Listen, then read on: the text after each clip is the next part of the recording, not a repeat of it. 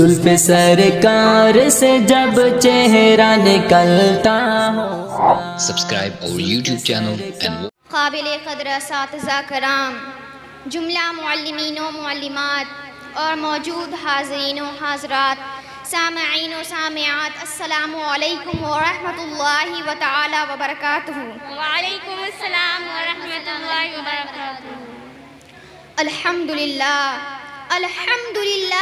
رب العالمین والعاقبۃ للمتقین، والصلاة والسلام على خاتم النبیین وعلى آلہ وصحابہ اجمعین. اما بعد، فاعوذ باللہ من الشیطان الرجیم، بسم اللہ الرحمن الرحیم. سب سے پہلے حضور علیہ الصلاۃ کی بارگاہ میں درود و سلام کی ڈالی نچھاور کریے. پڑھیے اللہم صلی علی سیدنا شفیعنا حبیبنا مولانا محمد بارک وسلم، صلو علیہ الصلاۃ وسلام علیک یا رسول اللہ صلی اللہ تعالی علیہ وسلم. جس آیت کی میں نے تلاوت کی ہے، اللہ اس آیت میں اپنی ایمان والی بندیوں کو حکم دے رہا ہے کہ اے محبوب فرما دیجیے مومنہ عورتوں سے کہ وہ اپنی نگاہوں کو نیچے رکھے اور پورے طور پر پردہ کا اہتمام کرے اور بے پردگی سے محفوظ رہے. اور یاد رکھو میری ماں اور بہنوں کہ ہم پر اسلام کا یہ احسان ہے کہ ہم کو پردہ دے کر ہماری حفاظت کی گئی ہے. حضور کے زمانے میں جبکہ حضور کی بیٹیاں بیبیاں طیبہ طاہرہ عابدہ ظاہرہ متقیہ تھیں، اور حضور کے صحابہ رب سے ڈرنے والے جو اپنی نگاہوں کو دوسروں کی طرف نہ کرنے والے پاکیزہ سوچ و فکر کے مالک تھے.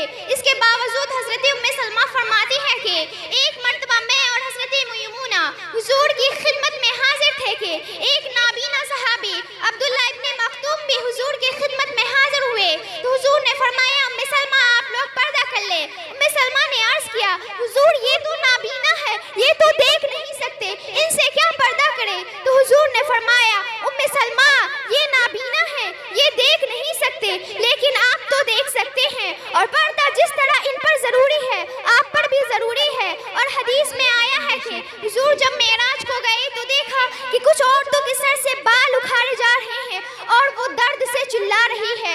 ایسا بار بار ہوتا ہے، پھر بال اپنی جگہ رکھ دیے جاتے ہیں. تو آپ نے حضرت جبرائیل سے پوچھا کہ یہ کیا معاملہ ہے؟ تو حضرت جبرائیل نے کہا حضور آپ کی امت کی وہ عورتیں ہیں جو دنیا میں رہ کر اپنے بالوں کا پردہ نہ کرتی تھی، ان کو سزا دی جا رہی ہے. اور روایتوں میں آتا ہے کہ حضور کی محبوب بیٹی حضرت فاطمہ جب قیامت کے میدان کی طرف روانہ ہوں گی تو 70,000 کنیجوں کی جھرمٹ میں ہوں گی، اور اللہ رب العزت منادی سے کہے گا کہ اعلان کر دو اہل محشر کہ آپ لوگ اپنی اپنی نگاہیں جھکا لیں کیونکہ میرے محبوب کی بیٹی گزر رہی ہے. تو قیامت کے میدان میں سارے لوگ اپنی اپنی نگاہیں جھکا لیں گے. غور کرو میری ماں اور بہنوں کہ ہمیں اللہ کی بارگاہ میں حاضر ہونا ہے. حضرت فاطمہ کی کنیزوں بتاؤ اگر حضرت فاطمہ نے ہم سے پوچھ دیا آپ پردہ کیوں نہیں کرتی تھی، پھر ہم کیا جواب دیں گے؟ جو ماں بہن پاک دامی ہے اور پردہ کو اپنا زیور بناتی ہے، اللہ کا اس پاک بندی پر ایسا کرم ہوتا ہے کہ اس کی جان و مال عزت و آبرو کی حفاظت اللہ اپنے ذمہ کرم پہ لے لیتا ہے. چنانچہ قرآن کریم کے 16 پارہ سورہ مریم میں حضرت مریم کے بیٹے حضرت عیسیٰ کی پیدائش کا تذکرہ کیا گیا ہے. حضرت مریم علیہ السلام کی عمر 13 سال کی ہوئی تو اللہ نے حضرت جبرائیل کو بھیجا کہ آپ حضرت مریم کو یہ خوشخبری دے دیجئے کہ اللہ آپ کو حضرت عیسیٰ کی بشارت دیتا ہے. حضرت جبرائیل جب مریم علیہ السلام کی خدمت میں حاضر ہوئے تو حضرت مریم نے کہا قالت انی اعوذ بالرحمن منک ان کنت تقیہ، میں آپ سے پناہ مانگتی ہوں، آپ کون ہیں؟ حضرت جبرائیل نے کہا میں اللہ کی طرف سے آپ کو حضرت عیسیٰ کی بشارت دینے آیا ہوں. حضرت مریم نے کہا میں ابھی غیر شادی شدہ ہوں، مجھے بیٹا کیسے ہوگا؟ حضرت جبرائیل نے کہا اللہ جو چاہے کرے. حضرت مریم کے دامن میں ایک پھونک ماری، حضرت مریم حاملہ ہو گئی. اللہ نے حضرت مریم کو یہ حکم دیا کہ آپ اپنے گھر والوں سے الگ ہو جائے. آپ کے ہم کا علم سب سے پہلے آپ کے چچا زاد بھائی یوسف نزار کو ہوئی. انہوں نے عرض کیا بہن میں یہ کیا دیکھ رہا ہوں، یہ کیا ہے؟ کائنات میں بغیر شادی کے کسی کو بچہ نہیں ہوتا، یا آپ کے پاس بچہ کیسے؟ ضرور آپ نے غلط کیا ہے. تو اللہ نے حضرت مریم کو یہ حکم دیا کہ کہ آپ روزہ رکھیں اور چپ رہیں. اگر لوگ آپ سے پوچھیں تو آپ حضرت عیسیٰ کی طرف اشارہ کر دیں. جب لوگوں نے حضرت مریم سے, مختصر یہ ہے کہ جب وضع حمل کا وقت قریب ہوا تو آپ اپنے شہر میں آئی تو لوگوں نے آپ پر تہمت لگائی کہ دنیا میں بغیر باپ کے کسی کو بچہ نہیں ہوتا, یا آپ کے پاس بچہ کیسے, ضرور آپ نے غلط کیا ہے. تو اللہ نے حضرت مریم کو یہ حکم دیا کہ آپ روزہ رکھیں اور چپ رہیں. اگر لوگ آپ سے پوچھیں تو آپ حضرت عیسیٰ کی طرف اشارہ کر دیں. آپ ابھی تقریباً 2 ماہ کے تھے جب لوگوں نے حضرت مریم سے یہ سوال کیا کہ دنیا میں بغیر باپ کے کسی کو بچہ نہیں ہوتا, یا آپ کے پاس بچہ کیسے, ضرور آپ نے غلط کیا ہے. تو آپ کے حکم کے مطابق حضرت مریم نے کہا کہ اگر آپ لوگ کو میری بات پر یقین نہ ہو تو اس بچے سے پوچھ لیجئے کہ معاملہ کیا ہے. چنانچہ لوگوں نے کہا آپ ہمیں بیوقوف بنا رہے ہیں, یہ بھی بولنے کے قابل نہیں, یہ کیسے بولے گا. تو حضرت مریم نے کہا اگر اللہ چاہے گا تو اس کے حکم سے یہی بچہ بولے گا, اور یہ ثابت کرے گا کہ اللہ جب بغیر ام کے بچے سے بلوا سکتا ہے تو بغیر باپ کے اولاد بھی دے سکتا ہے. چنانچہ جب لوگوں نے حضرت مریم سے پوچھا, جب لوگوں نے حضرت عیسیٰ سے پوچھا تو حضرت عیسیٰ اپنی ماں کی گود سے نیچے اتر کر بائیں کڑبٹ پر ٹیک لگا کر بے ساختہ پکار اٹھے, قال انی عبد اللہ اتانی الکتاب وجعلنی نبیا. اے لوگو, میری ماں باحیا, با پردہ, پاک باز, اچھی سوچ اور دین پر چلنے والی عورت ہے. میں اللہ کی طرف سے آپ لوگوں کی ہدایت کے لیے بن باپ کے نبی بنا کر بھیجا گیا ہوں. پتہ چلا کہ جو عورت باحیا, با پردہ, پاک باز, اچھی سوچ اور دین پر چلنے والی ہوتی ہے اس کی جان و مال, عزت و آبرو کی حفاظت اللہ اپنے ذمہ کرم پہ لے لیتا ہے. قال النبی صلی اللہ علیہ وسلم الحیاء من الایمان والایمان فی الجنت والبراءۃ من الجفاء والجفاء فی النار. حیا ایمان کی خصلتوں میں سے ہے اور ایمان جنت میں ہے. بے حیائی ظلم کی خصلتوں میں سے اور جرم جہنم میں ہے. دین میں حیا کی اہمیت اتنی زیادہ ہے کہ حضور نبی کریم صلی اللہ علیہ وسلم نے اسے ایمان کا جز قرار دیا ہے. حیا کی وجہ سے انسان کے قول و فعل میں حسن و جمال پیدا ہو جاتا ہے. پردہ اسلام کا مخصوص شعار ہے, پردہ تقویٰ طہارت کا لباس ہے, پردہ توقیر و عزت کی بار ہے, پردہ حیا و عظمت کی دلیل ہے, پردہ عفت اور پاک دامنی کا ذریعہ ہے, پردہ دل کی پاکیزگی کا ذریعہ ہے, پردہ غیرت کی علامت ہے, بے پردگی موجب نالت ہے, لعنت ہے, بے پردگی ہولناک تباہی ہے, بے پردگی رسوائی کی علامت ہے, بے پردگی جہنمی عورتوں کی نشانی ہے, بے پردگی انحطاط اور پشماندگی کا ذریعہ ہے, بے پردگی فتنے کا دروازہ ہے. مگر ہم آج نام نہاد روشن خیالی کے ایسے تاریک دور سے گزر رہے ہیں جس میں عمومی طور پر انسان اپنے دینی, روحانی اور لطیف جذبات کو نہاد خانہ دل کے کسی ویران گوشے میں ڈال کر ہوائے نفس کے گھوڑے پر سوار مادیت پرستی کی طرف روا دوا ہے. اس نے لذات اور خواہشات بڑی زندگی کو اپنی اصلی زندگی سمجھ لی ہے اور تکمیل خواہش کو اپنی زندگی کا منزل بنا لیا ہے. میری ماں اور بہنیں, آسرم و حیا کی صفت سے تہی دامن ہو چکی ہے. اڑبانی اور فحاشی کا ایک طوفان ہے جو اہل کفر کی عشرت گاہوں سے اٹھا ہے اور مسلم سماج کو اپنی لپیٹ میں لے لیا ہے. اسلام نے اگر عورتوں کو پردے کا حکم دیا ہے تو ساتھ ہی ساتھ اسے زینت کرنے سے منع نہیں فرمایا. حضرت عائشہ صدیقہ رضی اللہ تعالیٰ عنہ تکبیر, نعرہ تکبیر, نعرہ رسالت, نعرہ رسالت, جشن رضا, زندہ باد, جشن رضا, زندہ باد, جامعہ ام حبیبہ, زندہ باد, جامعہ ام حبیبہ, زندہ باد. نعرہ تکبیر, اللہ اکبر, نعرہ تکبیر, نعرہ رسالت. رسول اللہ. حضرت عائشہ صدیقہ رضی اللہ تعالیٰ عنہ فرماتی ہے کہ عورتوں کو مہندی لگانے میں کوئی حرج نہیں. اس پر سرکار دو عالم صلی اللہ تعالیٰ علیہ وسلم ارشاد فرماتے ہیں کہ عورتوں کو چاہیے کہ وہ اپنی ہاتھ کی ہتھیلیوں کو مہندی کے رنگ سے بدل لے. اس سے معلوم ہوا کہ اسلام عورتوں کو زینت کرنے سے منع نہیں فرماتا. اور قرآن کریم کی جس آیت کو میں نے موضوع سخن منتخب کیا ہے اس کا اگلا حصہ کچھ یوں ارشاد دیتا ہے, وَلَا بِيدِينَ زِينَتُهُنَّ إِلَّا لِبُوءُهُنَّ.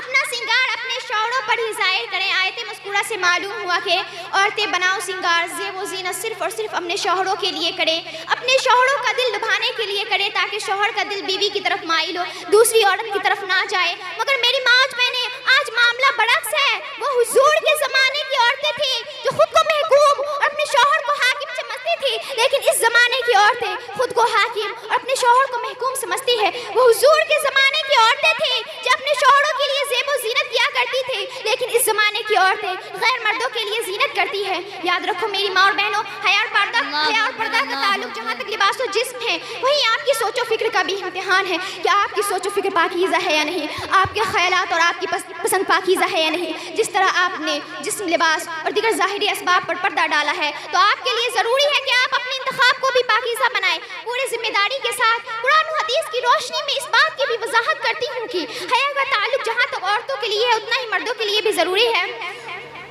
قرآن کریم کے سورہ یوسف کے اندر حضرت یوسف علیہ السلام کا تذکرہ بڑے ہی تفصیل کے ساتھ موجود ہے.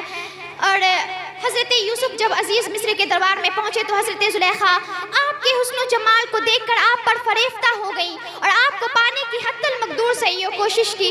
آخرکار حضرت زلیخا نے حضرت یوسف کو اپنے دربار میں بلایا اور برائی کی طرف راضی کرنے کی کوشش کی. حضرت یوسف انکار کرتے رہے. کیونکہ حضرت یوسف انکار کرتے رہے, حضرت زلیخا نے زبردستی کی اور پکڑنا چاہا. کیونکہ حضرت یوسف کو جہاں بلایا گیا تھا وہ 7 دروازوں کے اندر وہ کمرہ تھا اور حضرت زلیخا جاتے وقت 7 دروازوں کو بند کروا دیا تھا. نکلنے کا کوئی راستہ نہ تھا. لیکن خدا کا فرمان ہے کہ جس کی نگاہ و سوچ اور خیالات پاک ہو اس کی جان و مال, عزت و آبرو کی حفاظت اللہ اپنے ذمہ کرم پہ لے لیتا ہے. چنانچہ اللہ تعالیٰ نے حضرت جبرائیل کو فرمایا کہ آپ جائیں اور حضرت یوسف کی مدد کو پہنچے. چنانچہ حضرت یوسف جس دروازے پر قدم رکھتے حضرت جبرائیل اسے کھولتے جاتے. جب آخری دروازے پر پہنچے تو وہاں زلیخا کے شوہر ملے. انہوں نے معاملے کی جانچ کی. حضرت زلیخا نے حضرت یوسف پر تہمت لگائی.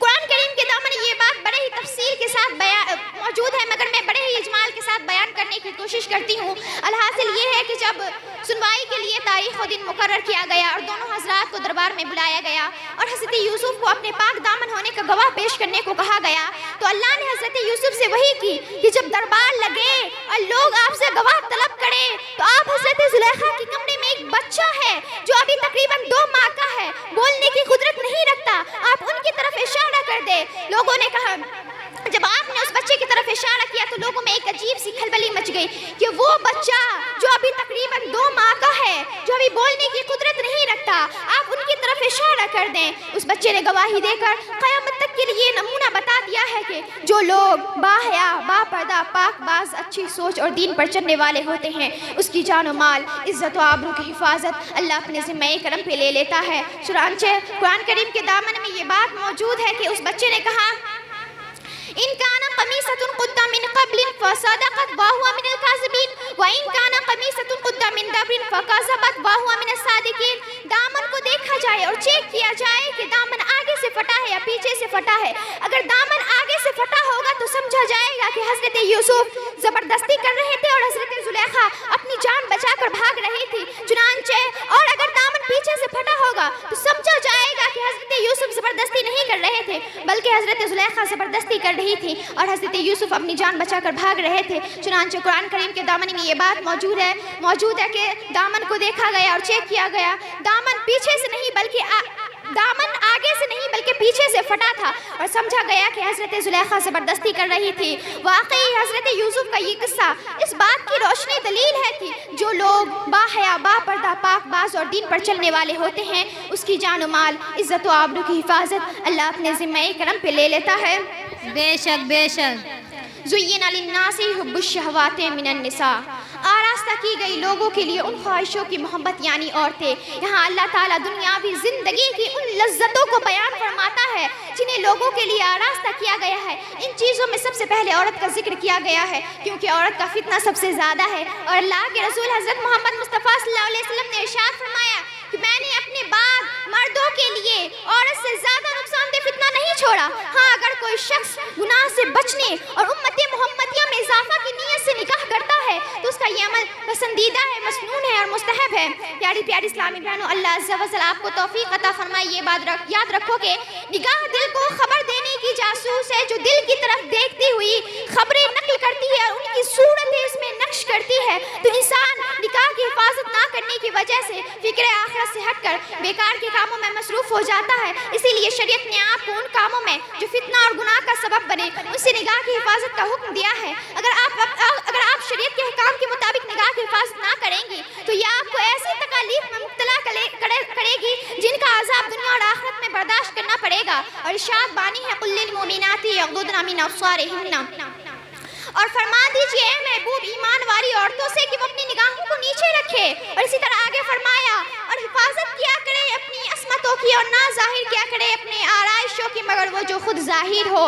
پیاری اسلامی بہنوں، آنکھوں کی حفاظت کے متعلق حضرت بریدہ رضی اللہ تعالیٰ عنہ سے روایت ہے کہ ایک مرتبہ حضور صلی اللہ علیہ وسلم نے فرمایا، مولا علی سے فرمایا کہ اے علی، ایک بار نظر اٹھنے کے بعد دوبارہ نظر نہیں اٹھنی چاہیے، کہ ایک بار اتفاق کی نظر معاف ہے اور دوبارہ جائز نہیں۔ اور دوسرے مقام پر حضرت ابو امامہ رضی اللہ تعالیٰ عنہ سے روایت ہے کہ حضور صلی اللہ علیہ وسلم نے ارشاد فرمایا کہ جب کسی مسلمان کی حسین و جمیل عورت پر نظر پڑ جائے اور وہ اس سے نظر پھیر لے تو اللہ عز و جل اس کے لیے ایک عبادت پیدا کرے گا اور وہ اس کا مزہ پائے گا۔ پیارے اسلامی ماں اور بہنوں، اس حدیث سے یہ معلوم ہوا کہ جب کسی مسلمان کی حسین و جمیل عورت پر نظر پڑ جائے اور وہ اس سے نظر پھیر لے تو اللہ عز و جل اس بندے مومن کے لیے عبادت و ریاضت میں ایک ایسا مزہ اور لذت پیدا کرے گا جس کی وجہ سے اس بندے مومن کے دل میں نورانیت اور معرفت پیدا ہو جائے گی۔ اور ایک مرتبہ حضرت مولا علی سے روایت ہے کہ حضور صلی اللہ علیہ وسلم نے صحابہ کے اجتماع میں فرمایا کہ عورتوں کے لیے کون سی چیز بہتر ہے؟ صحابہ میں سے کسی نے جواب نہ دیا، سب کے سب خاموش رہے۔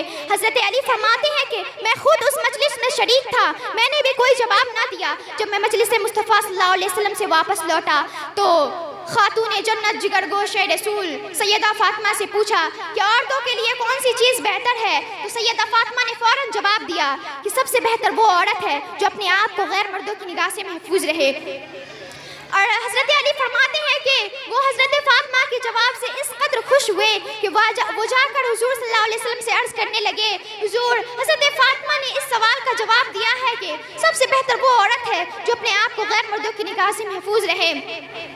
اور ایک روایت میں کہ حضور صلی اللہ علیہ وسلم نے معراج کی رات میں دیکھا کچھ مردوں کی کھالیں کینچیوں سے کاٹی جا رہی تھی، اور تو آپ نے حضرت جبرائیل سے پوچھا کہ یہ کون ہے؟ تو حضرت جبرائیل نے کہا، حضور، یہ وہ لوگ ہیں جو دنیا میں اجنبی عورتوں کو اپنی طرف متوجہ کرنے کے لیے زیب و زینت کیا کرتے تھے۔ حضور صلی اللہ علیہ وسلم نے پھر فرمایا کہ میں نے ایک بدبودار کنواں دیکھا جس میں سے چیخ و پکار کی آوازیں آ رہی تھی، تو جواب ملا کہ حضور، اس میں وہ عورتیں تھیں جو دنیا میں زیب و زینت اس لیے کیا کرتی تھی، ایسے مردوں کو راضی کرنے کے لیے کیا کرتی تھی جو ان کے لیے حلال نہیں۔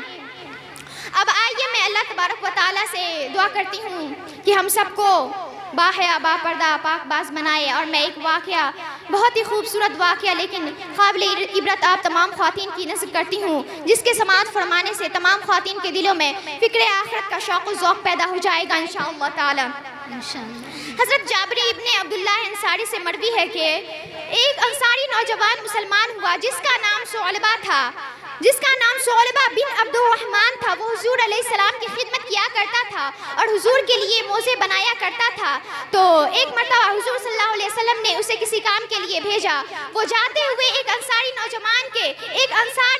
آدمی کے گھر کے دروازے سے گزرے تو دیکھا کہ اچانک اسے ایک عورت غسل کرتی نظر آ گئی، اور ساتھ ہی آپ کو یہ خیال ہوا کہ کہیں حضور صلی اللہ علیہ وسلم کو بذریعہ وہی اس بدنگاہی کا پتہ نہ چل جائے۔ چنانچہ وہ اس خوف کی وجہ سے جدھر منہ تھا ادھر کدھر ہوئے مکہ اور مدینہ کے درمیان پہاڑیوں میں جا کر چھپ گیا۔ 40 روز گزر گئے، حضور صلی اللہ علیہ وسلم کو اس کا کہیں پتہ نہ چلا۔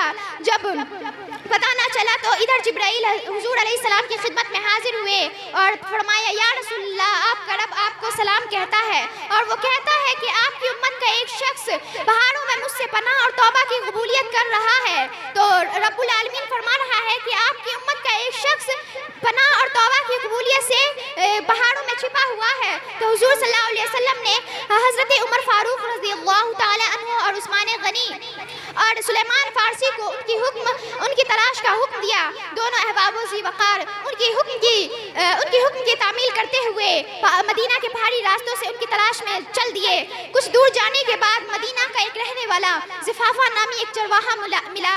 تو حضرت عمر ابن خطاب رضی اللہ تعالی عنہ نے اسے پوچھا، اے نوجوان، کیا تمہیں ایک نوجوان کے ان پہاڑوں میں رہنے کا علم ہے جس کا نام ثعلبہ ہے؟ تو اس چرواہے نے کہا کہ شاید آپ اس شخص کے بارے میں سوال کر رہے ہیں جو جہنم کے ڈر سے بھاگا ہے۔ تو کہا کہ تجھے کیسے علم، تو حضرت عمر نے کہا کہ تجھے کیسے علم کہ وہ جہنم کے ڈر سے بھاگا ہے؟ تو اس چرواہی نے کہا جب آدھی رات ہوتی ہے تو وہ ان پہاڑوں سے نکلتا ہے اور اپنے سر پہ ہاتھ رکھے یہ کہتا ہے اے کاش تو میری روحوں کو قبض کر کے روحوں میں داخل کر دیتا، اے کاش تو مجھے روز قیامت حساب کے وقت رسوائی سے بچاتا۔ حضرت عمر نے کہا بس اسی شخص کی ہمیں تلاش ہے۔ تو وہ چرواہا دونوں حضرات کو اپنے ساتھ نکل دیے۔ جب آدھی رات ہوئی تو واقعی وہ ان پہاڑوں سے نکلا اور اپنے سر پر ہاتھ رکھے وہی جملے کہہ رہا تھا۔ اور یہ حضرت جابر ابن فرماتے ہیں کہ عبداللہ انصاری فرماتے ہیں کہ یہ حضرت عمر فاروق رضی اللہ تعالی علیہ وسلم ان کی طرف بڑھے اور ان کو جا کر اپنی گود میں لے لیا۔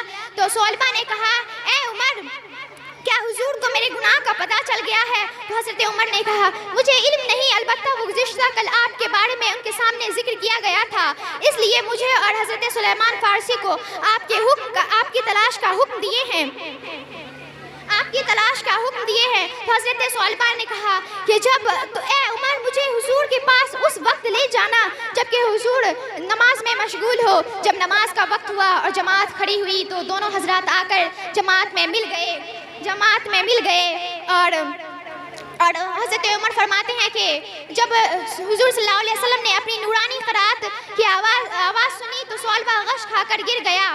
جب حضور صلی اللہ علیہ وسلم نماز سے فارغ ہوئے اور سلام پھیر کر حضرت عمر اور حضرت سلیمان فارسی سے ملے تو بولا کہ کہاں ہے صالبہ، اس کا کیا ہوا؟ تو حضرت عمر انہوں نے عرض کیا کہ یہ یہاں ہے۔ تو حضور صلی اللہ علیہ وسلم اسے ہلایا، چنانچہ وہ ہوش میں آ گئے۔ تو حضور نے فرمایا اے صالبہ تم مجھ سے کیوں بھاگا ہوا تھا؟ تو صالبہ نے کہا میں اپنے گناہوں کی وجہ سے بھاگا ہوا تا۔ تو کہا کیا میں تجھے ایسی آیت نہ بتا دوں جس سے تمہارے تمام گناہ معاف ہو جائے؟ صالبہ بولے کہ جی ضرور سرکار۔ تو حضور صلی اللہ علیہ وسلم نے فرمایا ربنا آتنا فی الدنیا حسنۃ وفی الآخرۃ حسنۃ وقنا عذاب النار۔ اور اس کا ترجمہ ہے اے ہمارے رب ہمیں دنیا میں بھی بھلائی عطا فرما اور آخرت میں بھی بھلائی عطا فرما اور ہمیں جہنم کے عذاب سے بچا۔ اور میں اسی بات پر اپنی تقریر کو ختم کرتی ہوں اور اللہ رب العزت کے بارگاہ میں دعا کرتی ہوں کہ اللہ ہم تمام خواتین کو باحیا باپردہ پاک باز اچھی سوچ اور دین پر چلنے والی عورت بنائے۔ اور ساتھ ہی یہ دعا کرتی ہوں اللہ رب العزت سے کہ ہم سب کو حسن پرستی سے محفوظ رکھے۔ وما علینا الا البلاغ۔ السلام علیکم ورحمۃ اللہ تعالی وبرکاتہ۔